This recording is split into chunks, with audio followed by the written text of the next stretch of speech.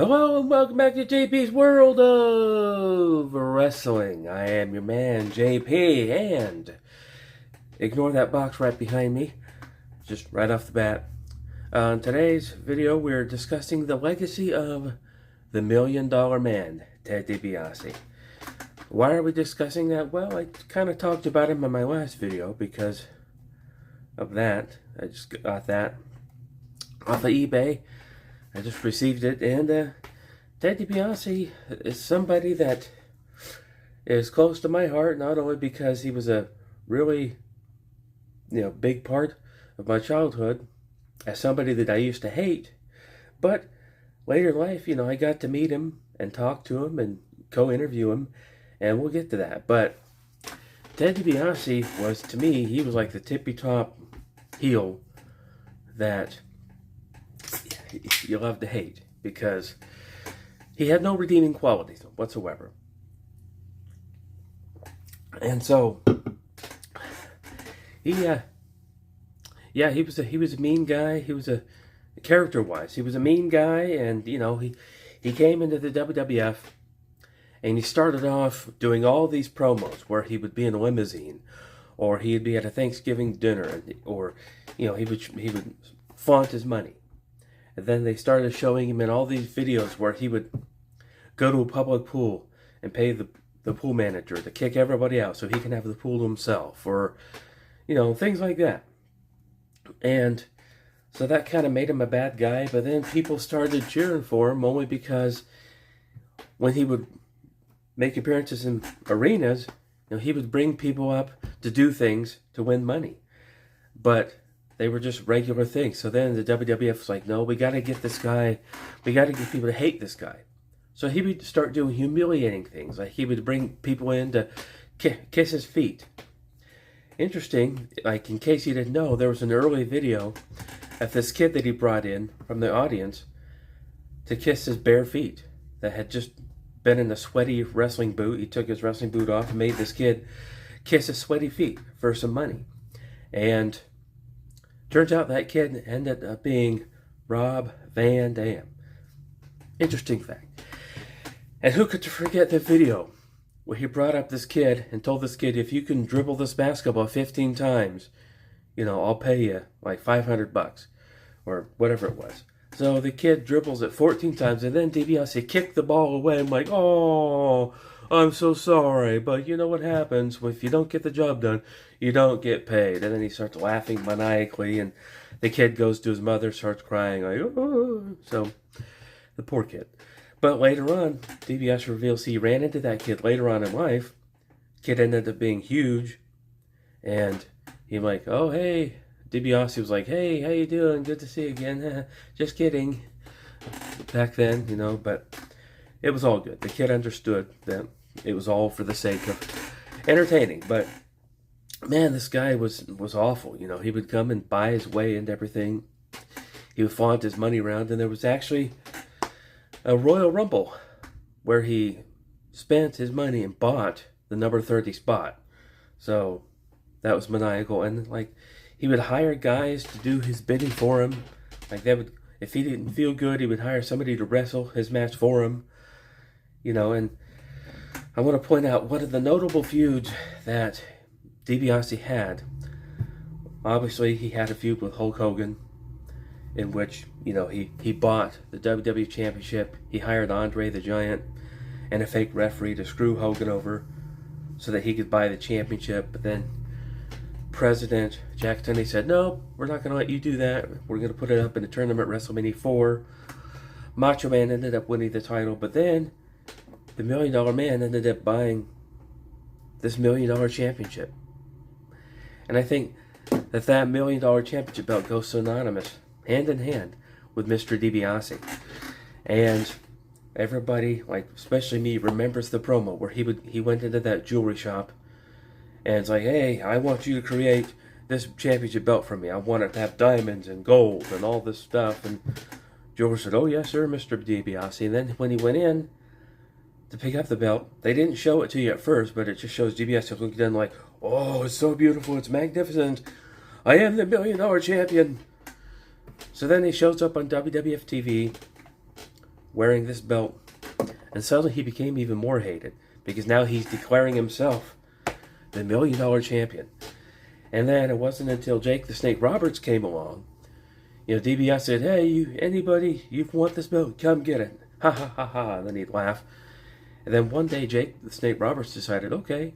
So he came and got it. He attacked DiBiase, took the belt for himself, took it away, setting up their match for WrestleMania 6, which in my opinion has some of the greatest promo work of all time, especially from Jake Roberts. And if you haven't seen it, I would try to find it, go back to WrestleMania 6 and watch that promo that Jake Roberts did for DiBiase for this match, because it was just, it made the hair stand on my arm, because it gave me goosebumps. So, excuse me, they had their feud, and then DiBiase started feuding with his own bodyguard, Virgil. Virgil had enough of DiBiase sort of pushing him around, so Virgil hit DiBiase in the head with a $1 million belt, and then eventually, they wrestled a few times, but eventually Virgil won the $1 million championship belt. He won it for himself, and then eventually they had another match where DiBiase won it back, but that was probably the highlight of Virgil's career. He would go on, to do other stuff, but mostly that was the highlight of his career. And, rest in peace, Virgil. But then DiBiase, he started being kind of weary about being on the road, and he had some personal struggles in his life. So he got off the road, he went home, and but eventually he came back and he tagged up with IRS, Irwin R. Shyster. They became Money Incorporated. So then DiBiase found all new success as a tag team wrestler. They won the tag team titles a couple times and were champions for a really long time. And one of the things that made them heelish is that if they were getting beat, they would leave the ring, they would take their belts and leave. They count out loss, but you can't win the title from a count out. So eventually, WWF president Jack Tunney decided, I'm getting tired of those guys doing that. So next time they do that, if they lose in a count out, they'll lose the titles. So, but eventually, they lost the titles. And actually at WrestleMania 9, they didn't lose the titles, but they had a main event tag match with the Mega Maniacs, which was Hulk Hogan and Brutus the Barber Beefcake. And, DiBiase and IRS won the match, but, Hogan and Beefcake looked to be superior in the end to that one. But anyway, but eventually DiBiase retired from the ring, and he came back as the leader of the $1 Million Corporation. They tried him on commentary. They didn't like him on commentary, so they just made him a manager.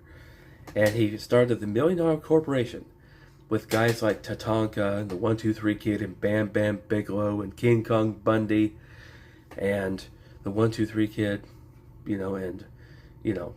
So he had the $1 Million Corporation, and eventually Psycho Sid joined his organization, and they did that for a while.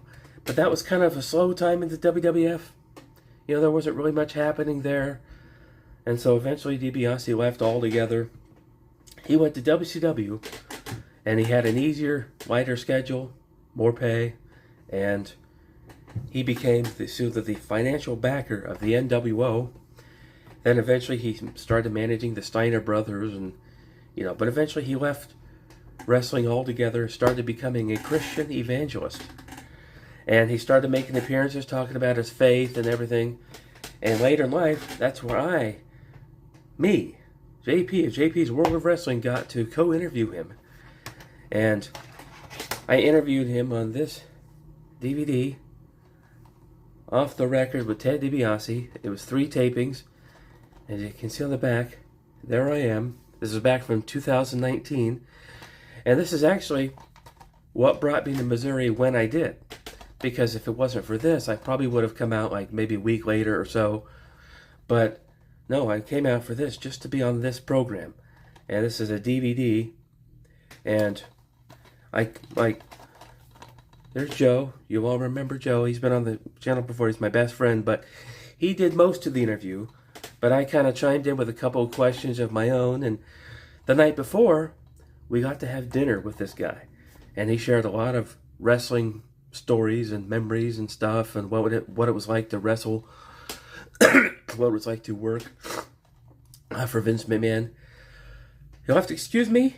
I'm still kind of dealing with allergies and stuff.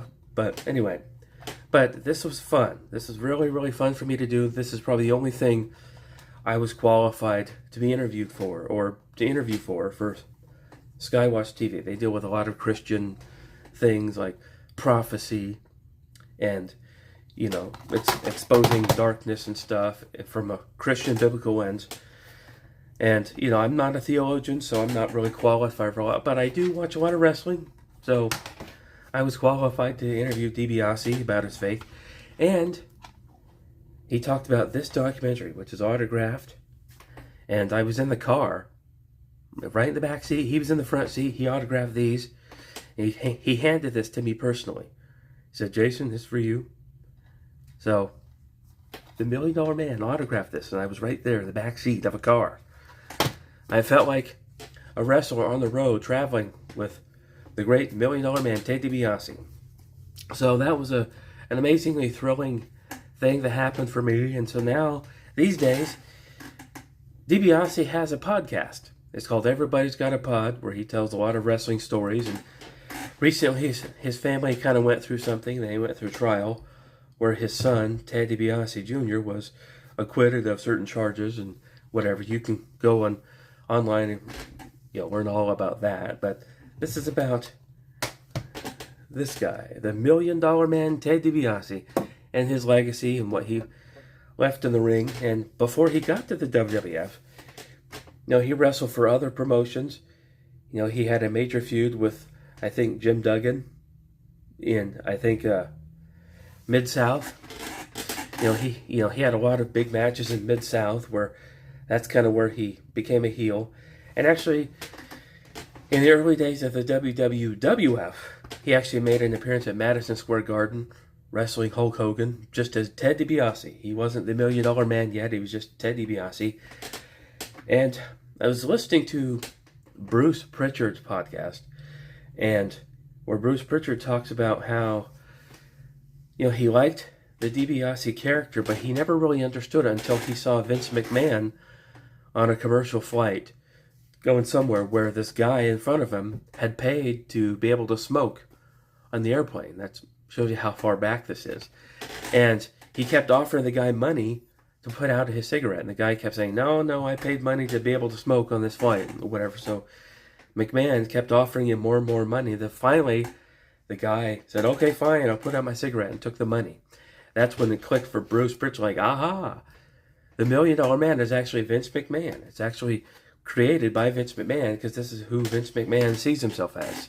The $1 Million Man, and everybody's got a price for the $1 Million Man. And I was going to wear my $1 Million Man tuxedo t-shirt, but I've already worn it for a couple days straight. It's getting kind of ripe, so I put on this Japanese Batman shirt instead. But anyway, that is the legacy of the $1 Million Man. I love Ted DiBiase. Hated him when I was a kid, and then when I told him that, his exact words to me were, "Thank you." Because when you're heel in wrestling, you want to be hated. You want the fans to hate you and wish for your death and stuff. Maybe not to that extreme, but, you know. Anyway, $1 Million Man, that is his legacy. So, and if anybody wants a copy of this, let me know. I could probably get it to you. Probably. Maybe. I don't know. We'll see. I'll see what I can do. Anyway. But, yeah, that's the story of the $1 Million Man from my perspective. I remember as a kid watching him, thinking he was the worst, and wanting Hulk Hogan to come out every week and just annihilate him. So, anyway, that is going to do it for this video. Hope you enjoyed it. Hope you like it. And with that, I'm going to say, if you're new here, please feel free to like and subscribe. And I will see you next time.